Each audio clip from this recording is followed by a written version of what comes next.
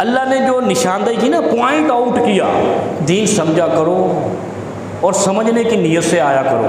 और अगर जुमा पढ़ने की नीयत है तो फिर वो बहुत सारी मस्जिदें हैं, यहाँ दीन लेने आया करो। हमारी ख्वाहिश है जो हमारे पास आए कोई लतीफ़ा लेकर जाए, कोई दीन की मोहब्बत की कोई मंतकी बात लेके जाए, कोई एक बात ही लेके जाए। अल्लाह ने इसकी निशानदेही पॉइंट आउट कर दिया। क्या? मिनल्लज़ीना फ़र्रक़ू दीनहुम व कानू शिया, उन लोगों की खासियत ये होगी, उनको सारा जोर आके नमाज पे निकलेगा और उसी से अपना गिरोह बनाएंगे। कैसा?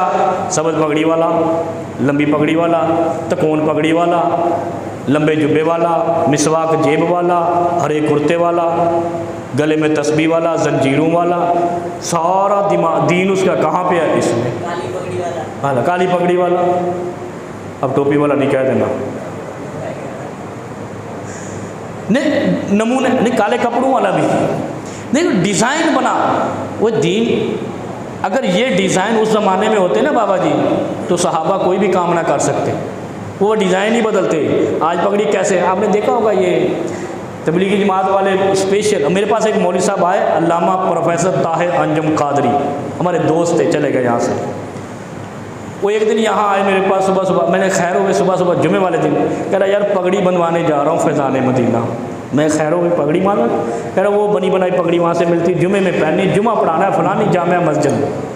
मैंने कहा ये हाल है। वो तुर्की वाले दाढ़ी लगाते थे, ये पगड़ी लगाते हैं। वो भाई इधर कपड़ा बांधो, सर पे पगड़ी है, मामा है। अगर ये डिज़ाइन सहाबा के दौर में होते, बदर में फतह ना मिलती। अगर ये डिज़ाइन उनके दौर में होते तो कभी तबूक और यरमूक में फतह ना मिलती। वो पगड़ियों के डिज़ाइन बनाते, स्टाइल बनाते, किंगरी होनी चाहिए, गोल होनी चाहिए, पकोल होनी चाहिए।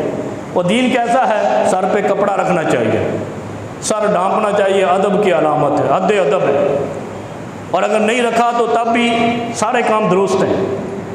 न टोपी दीन में फ़र्ज़ है, कलन सोवा कहते हैं टोपी को अरबी में, न ताकिया फ़र्ज़ है, न अमामा फ़र्ज़ है। फ़र्ज़ क्या है? दाढ़ी को छोड़ना है, मूंछों को छोटा करना है, बाल जितने मर्ज़ी रख लो, लिबास पहनना है, सतर ढांपना है, जंग में उतरना है, नमाज में उतरना है। और जंग जितनी अहम ही नमाज है, जंग असले के ज़ोर पे है और जंग की खुराक नमाज है।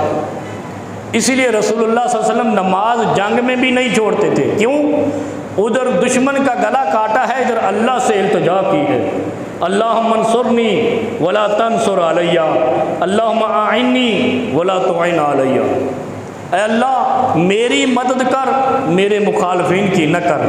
ऐ अल्लाह मेरी नुसरत कर, मेरे मुखालफिन की नुसरत न कर। ये दुआ थी रसूलुल्लाह सल्लल्लाहु अलैहि वसल्लम। और हम क्या करते हैं? पता ही कुछ नहीं।